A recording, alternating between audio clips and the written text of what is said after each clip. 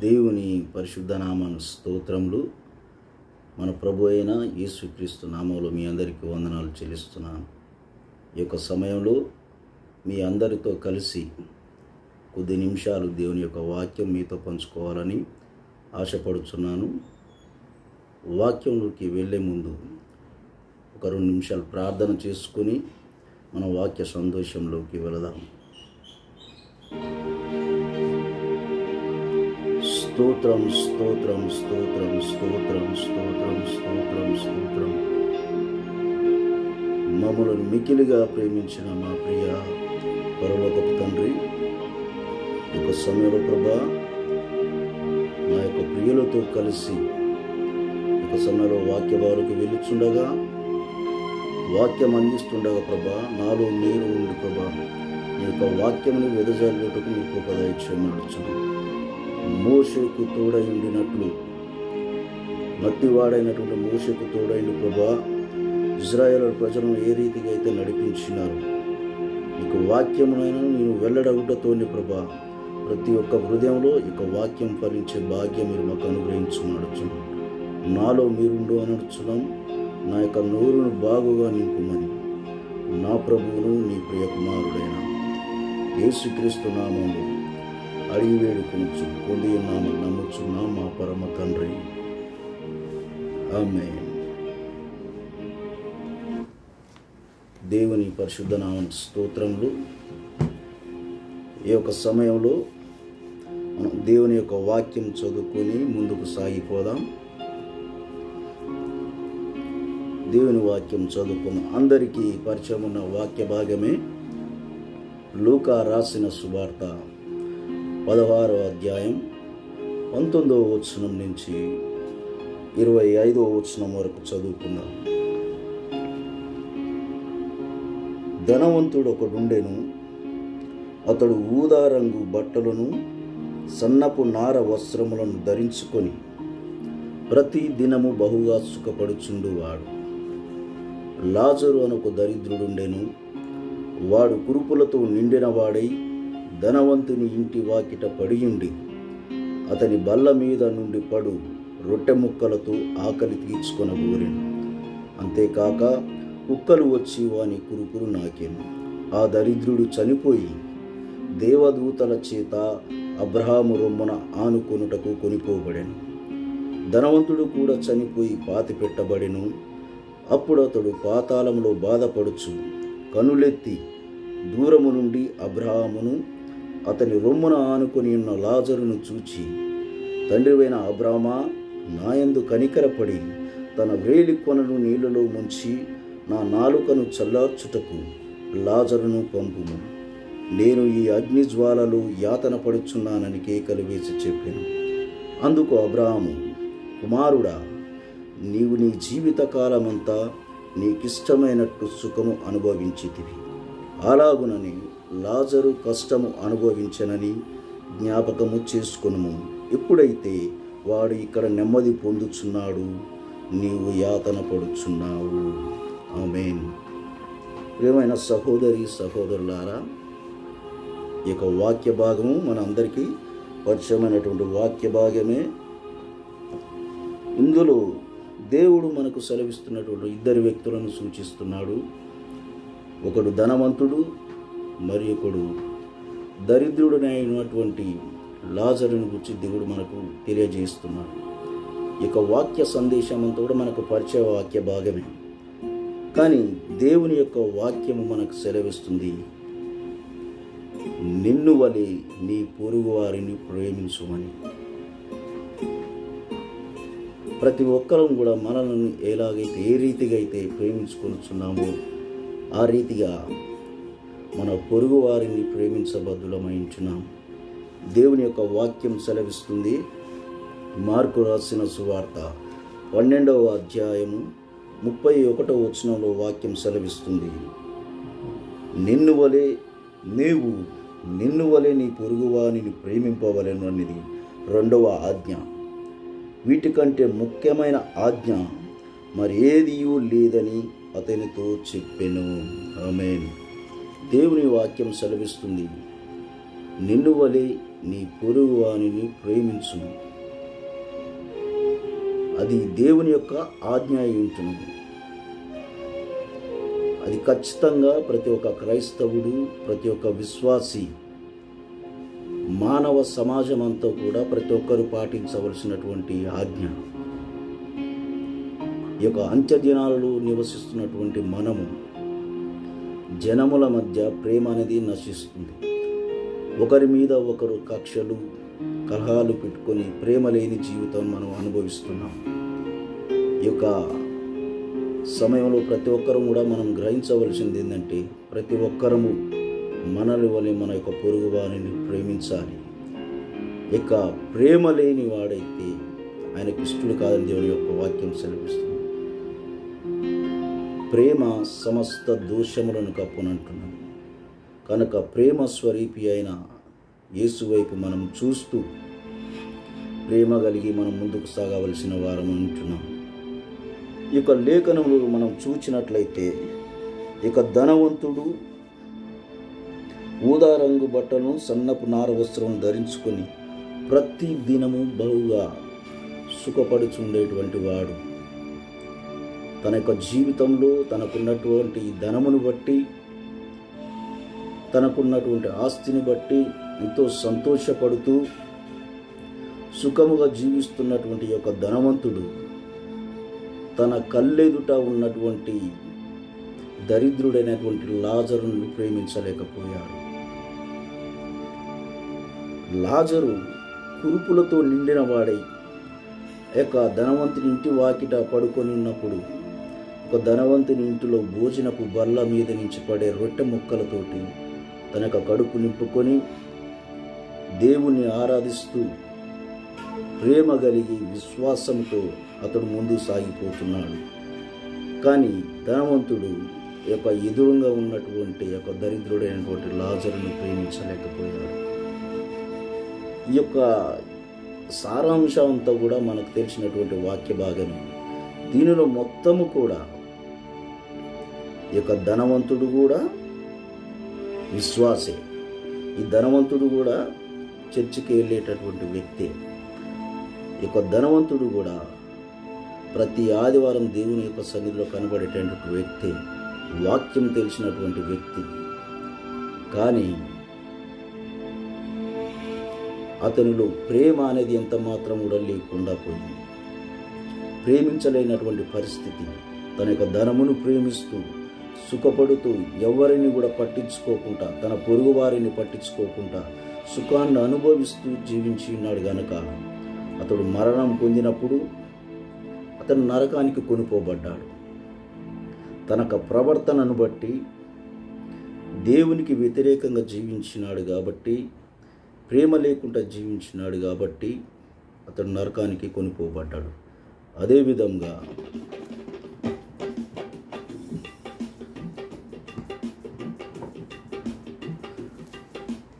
దరిద్రుడైనటువంటి లాజరు కూడా చనిపోయి పరలోక రాజ్యానికి కొనుక్కోబడ్డాడు. ఈ ఇద్దరి మధ్యలో ఉన్నటువంటి వ్యత్యాసం, ఇద్దరి జీవితాలలో ఉన్నటువంటి మార్పు ఏంటిదంటే, ధనవంతుడు తన అన్నీ ఉన్నప్పటికీ, ఆస్తి ఉంది, అంతస్తులున్నాయి, ప్రతిదీ సకల సౌకర్యాలు ఉన్నప్పటికీ ప్రేమించలేనివంటి మనస్సును అతను కలిగి లేడు. దరిద్రుడైనటువంటి లాజరు తన యొక్క లేమిలో తను బ్రతకలేనటువంటి పరిస్థితిలో ఉన్నప్పటికీ యేసును కలిగి, యేసు యందు విశ్వాసం ఉంచుతూ ప్రేమ కలిగి జీవించినాడు గనక దేవుడు అతని పరలోక రాజ్యం తీసుకెళ్ళిపోయాడు. ఈ యొక్క సమయంలో ప్రతి ఒక్కరం కూడా మనం గమనించాల్సినటువంటి విషయం ఏంటంటే, ప్రేమ లేకపోతే మనం పరలోక రాజ్యం చేరలేము.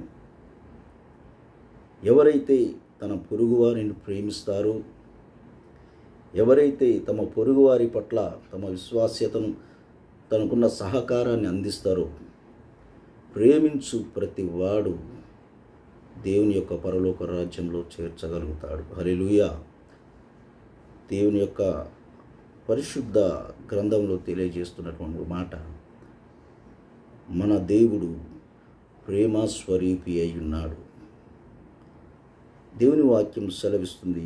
ఎఫెసీయులకు రాసిన పత్రిక 1వ అధ్యాయం 6వ వచనంలో సెలవిస్తున్నటువంటి మాట ఏంటంటే, జగత్తు పునాది వేయబడక మునిపే ప్రేమ చేత క్రీస్తు మనలను ఏర్పరచుకొనెను. ఆయన ప్రేమ చేత మనల్ని ఏర్పరచుకొని ఉన్నాడు. యోహాను సువార్త 3వ అధ్యాయం 16వ వచనంలో సెలవిస్తున్నాడు, దేవుడు లోకమును ఎంతో ప్రేమించెను. ఆయన ప్రేమ స్వరూపమై ఉన్నాడు గనక తన ప్రేమను మన ఎడల కనుపరిచి ఉన్నాడు. అది ఏ విధంగా కనుపరిచి ఉన్నాడంటే, రోమీలకు రాసిన పత్రిక 5వ అధ్యాయం 8వ వచనంలో అంటున్నాడు, దేవుడు మన ఎడల తన ప్రేమను వెల్లడిపరచుచున్నాడు. ఎట్లనగా మనమింకను పాపులమై ఉండగానే క్రీస్తు మన కొరకు చనిపోయెను. ఆయన నిష్కపటమైన ప్రేమ, షరతులు లేని ప్రేమ, సర్వకాలం ఉండే ప్రేమ గనుక ఆయన మన కోసము తన ప్రాణాన్ని, మనను పరిశుద్ధులుగా చేయుటకు తన ప్రాణాన్ని సిలువలో అర్పించి మరలా పునరుత్థానుడై మన కోసం వచ్చిన్నాడు. హల్లెలూయా. దేవుని యొక్క ప్రేమ నిష్కపటమైనది. ఆయన ప్రేమ స్వరూపి అయి ఉన్నాడు కనుక మనము కూడా ఆయన ప్రేమను పొందుకున్నటువంటి మనము మన పొరుగు వారిని ప్రేమించబద్దులమై ఉంటున్నాం. ఆ ధనవంతుడు ఏ రీతిగా అయితే తన యొక్క ప్రేమను వెల్లడిపరచలేకపోయాడో, ఆ యొక్క ప్రేమను అతను కలిగి లేకపోవడం ద్వారా తను నరకానికి కొనిపోబడ్డాడు. మన యొక్క జీవితంలో దేవుడు మనల్ని ప్రేమించి మనకిచ్చినటువంటి ధనమును బట్టి ఒకవేళ అతిశయపడుతున్నామేమో, కానీ మనకున్నటువంటి ధనమును బట్టి అతిశయపడకుండా మన యొక్క పొరుగువారిని ప్రేమిస్తూ, వారికి సహకారం చేస్తూ, వారికి సహాయం చేస్తూ మనం ముందుకు సాగిపోవలసిన వారమై ఉంటున్నాం. మనం పొరుగువారిని ప్రేమించాలనేది దేవుని యొక్క ఆజ్ఞ ఉంటున్నది. అది ఖచ్చితంగా ప్రతి ఒక్కరూ తమ పొరుగువారిని ప్రేమించబద్దులమైన యేసు యొక్క రక్తంలో కడగబడిన ప్రతి ఒక్కరూ తమ పొరుగువారిని ప్రేమించాలి. పొరుగువారిని ప్రేమించాలంటే నీ యొక్క పొరుగువారు కనబడ్డప్పుడు, నీ యొక్క సహోదరులు కనపడ్డప్పుడు, నీ యొక్క సహోదరులు కనపడ్డప్పుడు వారందరితో పలకరించి మంచి చెడులు కలిసి మాట్లాడుకోవడం మాత్రమే కాదు, వారి యొక్క కష్ట సుఖాలలో వారికి సహకారి అయి ఉంటూ, నీవు మేలు చేయ ఎరిగియుండు, మేలు చేయకపోతే నీకు శ్రమ అని దేవుని యొక్క వాక్యం సెలవిస్తుంది. దేవుడు నీకు అనుగ్రహించినటువంటి ధనమును, దేవుడు నీకు అనుగ్రహించినటువంటి ఆశీర్వాదమును నీవు లేని వారికి సహాయం చేసేవారిగా మనం జీవించాలి. ఎవరైతే మేలు చేయ ఎరిగియుండి మేలు చేయకపోతారో వారికి శ్రమలు విస్తరిస్తాయని దేవుని వాక్యం సెలవిస్తుంది కనుక ఆ యొక్క శ్రమలో పాలు పొందకుండా ఉండాలంటే ఖచ్చితంగా మన యొక్క పొరుగు వారికి సహాయం చేసేవారమై ఉంటున్నాం. మన యొక్క సంబంధం ఇప్పుడు యొక్క అంత్య దినాలలో జీవిస్తున్నాము కనుక ఈ యొక్క రాకడ సమయంలో జనముల మధ్య ప్రేమలు చల్లారుతాయని దేవుని యొక్క వాక్యం సెలవిస్తుంది. అన్నీ కూడా ఇప్పుడు మానవుల మధ్య ఆర్థిక సంబంధాలే కొనసాగుతున్నాయి. మనుషులను ప్రేమించే వారు లేకుండా పోతున్నారు. ఒక తల్లిని కూడా ప్రేమించలేనటువంటి వారు ఈ యొక్క లోకంలో జీవిస్తున్నారు. యొక్క ధనము కోసం తల్లిని చంపిన కొడుకు, కొడుకుని చంపిన తండ్రి అని ఇలాగూ ప్రతి దినము మన యొక్క వార్తలలో, ఇక టీవీ కార్యక్రమాలలో చూస్తుంటున్నాం. ఎందుకు ఇవన్నీ జరుగుతున్నాయంటే దేవుని యొక్క రాకడ సమీపమై ఉన్నది కనుక. ఇక దేవుని యొక్క రాకడ సమయంలో ఆ యొక్క ప్రేమలన్నీ కూడా చల్లారిపోతాయని దేవుని వాక్యం సెలవిస్తుంది. కానీ దేవుని యొక్క రక్తంలో కడగబడిన మనము ప్రతి ఒక్కరం కూడా ఒకరి ఎడల ఒకరము ప్రేమ కలిగి జీవించవలసిన వారమై ఉంటున్నాం. బీదలను కనికరించవలసిన వారమై ఉంటున్నాం. మన యొక్క ప్రేమను ఏ రీతిగా మనం వెల్లడిపరచాలంటే, మన పొరుగువానికి యొక్క ఆపదలో ఉన్నప్పుడు సహాయం చేయాలి. మనకు పొరుగువారిని లేమిలో ఉన్నప్పుడు మనం ఆదుకోవాలి. ఎవరైతే ఆ రీతిగా చేస్తారో దేవుడు వారందరినీ ఆశీర్వదిస్తాడు. నీ యొక్క సహోదరుని ప్రేమించమంటే, సహోదరుడా నిన్ను ప్రేమిస్తున్నానని చెప్తే దానితో మనకు వచ్చే ప్రయోజనం లేదు. ఈ యొక్క ప్రేమ అనేది క్రియారూపంలో మన యొక్క సహోదరుని ఎడల మనం చూపినప్పుడు దేవుడు మనల్ని ఆశీర్వదిస్తాడు. చాలామంది మనం దేవుని యొక్క సన్నిధికి వెళ్తున్నాం, మేము అనుదినము ప్రార్థన చేస్తాము, అనుదినము దేవుని స్తుతిస్తాము, ప్రతి ఆదివారం మేము దేవుని యొక్క సన్నిధికి వస్తాము, ప్రతిదీ పాటిస్తున్నామని చెప్పుకుంటారు. కానీ ఇవన్నీ చేసినప్పటికీ అతనిలో ప్రేమ లేకపోతే అది నిష్ప్రయోజనం. ప్రేమ కలిగి జీవించిన వాడి దేవుని యొక్క పరలోక రాజ్యంలో చేరుతాడు. దేవుని వాక్యం సెలవిస్తుంది, ప్రభువా ప్రభువా అని పిలుచు ప్రతి వాడు పరలోక రాజ్యంలో చేరడు కానీ ఆ యొక్క ఆజ్ఞలను గైకొని వాటిని అనుసరించి జీవించేవాడే పరలోక రాజ్యంలో చేరుతాడని దేవుని యొక్క వాక్యం సెలవిస్తుంది.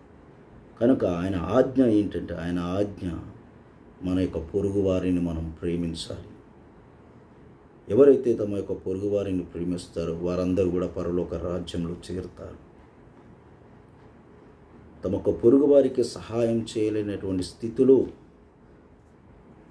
మనం ఉన్నామో లేదో అది దేవునికి తెలుసు. కనుక మనం సహాయం చేయగలిగి ఉండి సహాయం చేయకపోతే అది శ్రమ. కనుక సాధ్యమైనంత వరకు మనం ఒకరి ఎడల ఒకరము సహకరించుకుంటూ ప్రేమిస్తూ మనం ముందుకు సాగిపోయినట్లయితే దేవుడు మనల్ని ఆశీర్వదించి దీవిస్తాడు. ఇక దేవుని యొక్క వాక్యం చదువుకుందాం.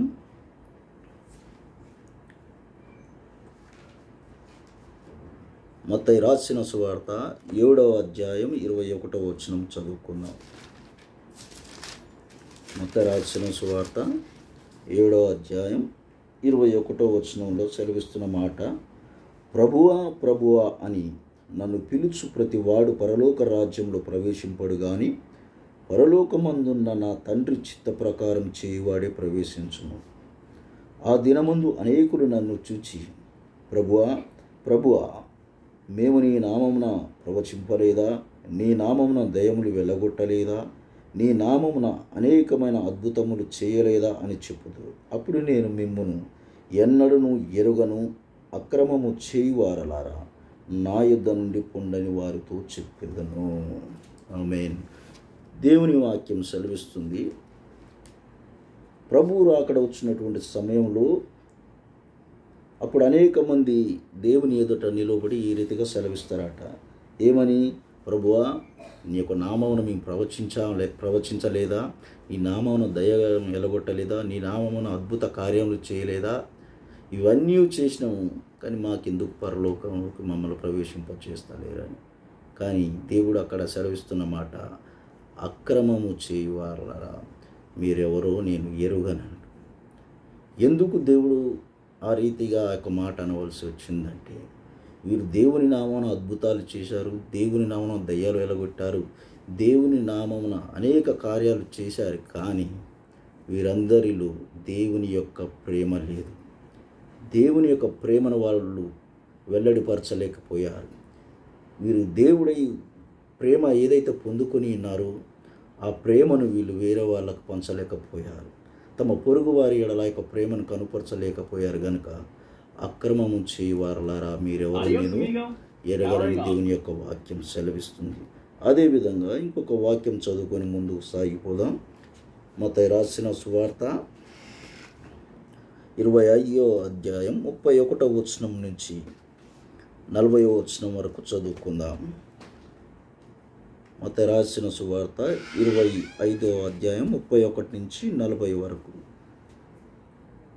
తన మహిమతో మనుష్య కుమారుడు ఆయనతో కూడా సమస్త దూతలను వచ్చినప్పుడు ఆయన తన మహిమగల సింహాసనం మీద ఆసీనుడయ్యుండును. అప్పుడు సమస్త జనులు ఆయన ఎదుట పోగు చేయబడుదురు. గొల్లవాడు మేకలలో నుండి గొర్రెలను వేరుపరచున్నట్లు ఆయన వారిని వేరుపరిచి తన కుడివైపున గొర్రెలను ఎడమ వైపున మేకలను నిలవబెట్టును. అప్పుడు రాజు తన కుడివైపున ఉన్న వారిని చూచి, నా తండ్రి చేత ఆశీర్వదింపబడిన వారలారా రండి, లోకము పుట్టినది మొదలుకొని మీ కొరకు సిద్ధపరిచిన రాజ్యమును స్వతంత్రించుకొనుడి. హల్లెలూయా.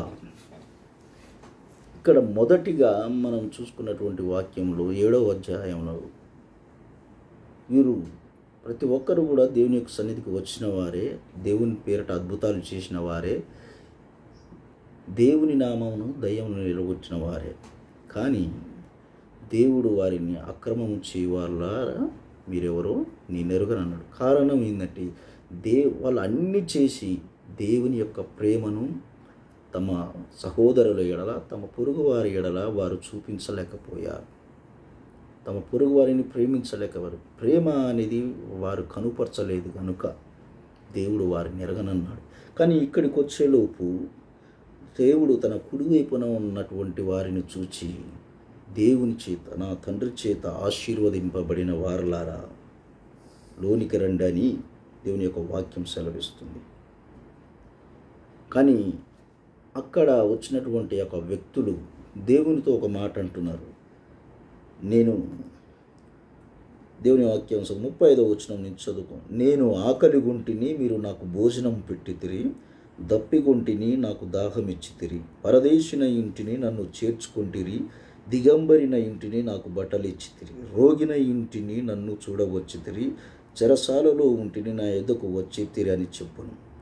అందుకు నీతిమంతులు, ప్రభువా, ఎప్పుడు నీవు ఆకలిగొని ఇండుట చూచి నీకు ఆహారం ఇచ్చితిమి, నీవు దప్పికొని ఇండుట చూచి ఎప్పుడు దాహం ఇచ్చితిమి, ఎప్పుడు పరదేశివై ఇండుట నేను చేర్చుకుంటుమి, దిగంబరివై ఇండుట చూచి బట్టలు ఇచ్చితిమి, ఎప్పుడు రోగివై ఇండుటైనను చెరసాలలో ఉండుటైనను చూచి నీ యొద్దకు వచ్చితిమని ఆయన అడిగెదరు. అందుకు రాజు, మిక్కిలి అల్పులైన ఈ నా సహోదరులలో ఒకనికి మీరు చేసితిరి గనుక నాకు చేసితిరని నిత్యముగా మీతో చెప్పుచున్నాను. ఆమేన్. దేవుని వాక్యం సెలవిస్తుంది. ఈ యొక్క నీతిమంతులు అంటున్నటువంటి మాట, ప్రభువా, నువ్వు ఎప్పుడు దిగంబరివై ఉంటే నీకు బట్టలు ఇచ్చాం, నువ్వు ఎప్పుడు రోగివై ఉంటే నిన్ను పరామర్శించాం, ఎప్పుడు చెరసాలలో ఉంటే నిన్ను దర్శించాము అని ఈ రీతిగా సెలవిస్తున్నప్పుడు దేవుడు అంటున్నటువంటి మాట, ఈ నా సహోదరులలో ఒకరికి మీరు చేశారు కాబట్టి మీరు నాకు చేసినట్టే అని దేవుని యొక్క వాక్యం సెలవిస్తుంది. హల్లెలూయా. దేవుని సంగమా, దేవుని బిడ్డలారా, ఈ యొక్క సమయంలో దేవుని యొక్క వాక్యం సెలవిస్తుంది. మనము ఎంత ప్రార్థన పరులమైనా, ఎంత విశ్వాసులమైనా, ఒకవేళ మనం పాస్టర్లమైనా, ఎవరైనా కానీ క్రైస్తవుడిగా పిలువబడిన ప్రతి ఒక్కరూ కూడా దేవుని ప్రేమను పొందుకున్న బిడ్డలము గనుక దేవుడు మనకు ఎటువంటి ప్రేమనైతే అనుగ్రహించాడో దేవుని యొక్క ప్రేమను మనము ఇతరులకు కనుపరచవలసిన వారమై ఉంటున్నాం. అక్కడ దేవుడు కంపల్సరిగా మీరు ప్రేమను కలిగి ఉండాలి, కంపల్సరిగా ప్రతి ఒక్కరు కూడా తమ యొక్క పొరుగు వారిని ప్రేమించాలనేది దేవుని యొక్క ఆజ్ఞ. ఆ యొక్క ఆజ్ఞను మనం పాటించవలసిన వారమై ఉంటున్నాం. దేవుని వాక్యం సెలవిస్తుంది, ఆజ్ఞ అతిక్రమమే పాపం.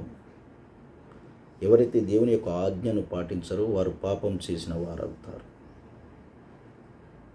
మన ఎదురుగా, మన పక్కన అనేక మంది బీద సహోదరులు మన యొక్క పొరుగువారు ఉంటారు. వారి యొక్క అవసరాలలో వారిని ఆదుకుంటూ, వారికి లేమిలో మనం సహాయపడుతూ, మన యొక్క ప్రేమను దేవుని యొక్క ప్రేమను మనం వెల్లడిపరిస్తే దేవుడు మనల్ని, మన యొక్క కుటుంబాలను ఆశీర్వదిస్తాడు. తద్వారా ఆయన యొక్క పరలోక రాజ్యంలో మనం స్థానం సంపాదించిన వారమై ఉంటాం. దేవుని ప్రేమ లేకుండా మనం ఎంత విశ్వాసం కనపరిచినా, మన యొక్క సహోదరుని ప్రేమించకుండా, మన యొక్క తల్లిదండ్రులను ప్రేమించకుండా, మన యొక్క పొరుగువారిని ప్రేమించకుండా, మనం ఎంత ప్రార్థన చేసినా, ఎంత వాక్యం చదివినా, మనం ఎంత స్తుతించినా, ఎన్ని పాటలు పాడినా, నువ్వు గంటల కొద్ది ప్రార్థన చేసినా, నువ్వు అనుదినము దేవుని స్తుతించినా, మనము క్రమం తప్పకుండా దేవుని యొక్క ఆరాధనకి వెళ్ళినా ఇవన్నీ కూడా వ్యర్థమైపోతాయి. ఎందుకంటే ప్రేమ మనలో ఉండాలి. ప్రేమించు ప్రతి వాడు ఆయనను గనపరచువాడు. భక్తుడైనటువంటి పౌలు సెలవిస్తున్నాడు, ప్రేమ లేని వాడనైతే నేను వ్యర్థునను. అన్ని వ్యర్థం. ఎందుకు? దేవుని యొక్క ఆజ్ఞ, నిన్ను వలె నీ పొరుగు వారిని ప్రేమించవలను. ప్రేమించు ప్రతివాడు ఆయనకు కుమారుడు. ఆయన ప్రేమ స్వరూపి అన్నాడు కనుక ఒక సమయంలో మనల్ని పరీక్షించుకుందాం. ప్రేమ స్వరూపి అయిన దేవుని కలిగి ఉన్న మనము జగత్తు పునాది వేయబడక మునిపి ఆయన ఒక ప్రేమ చేత మనల్ని ఏర్పరచుకొని ఉన్నాడు. కాబట్టి ఈ యొక్క సమయంలో ప్రియ సహోదరి సహోదరుడా, నిన్ను వలె నీ యొక్క పొరుగు వారిని ప్రేమించవలెను. ఇది దేవుని యొక్క ఆజ్ఞ. ఈ యొక్క ఆజ్ఞను మనం పాటించవలసిన వారమైంటున్నాం. ఆయన యొక్క రక్తంలో కడగబడిన మనము, ఆయన యొక్క ప్రేమ చేత రక్షింపబడిన మనము, ఆ యొక్క ప్రేమను మనం అనేకులకు కనపరచవలసిన వారమై ఉంటున్నాం. మనం ఆశీర్వదింపబడాలంటే, మనము దీవించబడాలంటే మన యొక్క పొరుగు వారిని మనం ప్రేమించాలి. మనం దేవుని యొక్క సన్నిధిలో ఆయన యొక్క రాకడ సమయంలో ఎత్తబడాలంటే, ఆయన యొక్క పరలోక రాజ్యంలో చేరాలంటే మనం ప్రతి ఒక్కరం కూడా ప్రేమ కలిగి ముందుకు సాగిపోవలసిన వారమై ఉంటున్నాం. మన యొక్క సహోదరులకి సహాయపడుతూ బీదలను కనికరించువాడు యెహోవాకు అప్పించువాడని దేవుని యొక్క వాక్యం సెలవిస్తుంది. కనుక ప్రతి ఒక్క బీదలకి సహాయం చేస్తూ, లేని వారికి సహాయం చేస్తూ, వారి యొక్క లేమిలో తోడుంటూ, దేవుని ప్రేమను వారికి పరిచయం చేస్తూ, దేవుని ప్రేమను మనం ప్రచురించటం ద్వారా, అనేకులను దేవుని ప్రేమలకు నడిపించటం ద్వారా, అనేకులకు దేవుని ప్రేమను పరిచయం చేస్తూ, విశ్వాసంలో బలపడుతూ మనం ముందుకు సాగిపోదాం. దేవుడి యొక్క కొద్ది మాటలు దీవించుడుగాక. ఆమేన్. అందరం కళ్ళు మూసుకున్నట్లయితే చిన్న ప్రార్థనతో ఈ వాక్యమును ముగించుకుందాం. సకల ఆశీర్వాదములకు కారణభూతుడా మా ప్రభు యేసయ్యా, ఈ యొక్క సమయంలో ప్రభా, ఈ యొక్క కొద్ది నిమిషాలు మా యొక్క ప్రియులతో కలిసి ఈ యొక్క వాక్యమును నేను వెల్లడిపరచుటకు, ఇక బోధించుటకు మీరు కృప దయచేసినందుకు మీకు వందనాలు, స్తోత్రాలు చెల్లించుకుంటున్నాం. ఈ యొక్క వాక్యమునైనా విన్నటువంటి ప్రతి ఒక్క హృదయంలో ఫలించుటకు, ఎల్లప్పుడూ మేము ప్రేమ కలిగి నలుచుకుంటకు, మా యొక్క పొరుగు వారిని ప్రేమిస్తూ ప్రభా ముందుకు సాగిపోవటకు, నీ యొక్క ప్రేమనునైనా అనేకులకు పరిచయం చేసే వారిగా ఉండటకు కృప దయచేయమని అడుగుతున్నాం. నీ యొక్క రాకడ సమయంలో ప్రభా ఎత్తబడే గుంపులో మేము ఉండుటకు మా కృప దయచేయమని నా ప్రభువును నీ ప్రియ కుమారుడైన యేసుక్రీస్తు నామములో అడిగి వేడుకొంచు పొంది ఉన్నాము, నమ్ముచున్నాము మా పరమ తండ్రి. ఆమేన్. ఆమేన్. ఈ సహోదరి సహోదరుడా, దేవుని చిత్తమైతే మరి యొక్క అంశముతో మరొక రోజు మీతో కలుసుకున్నట్టుకు దేవుడు మనల్ని అలాగూ నడిపించును గాక. ఆమేన్.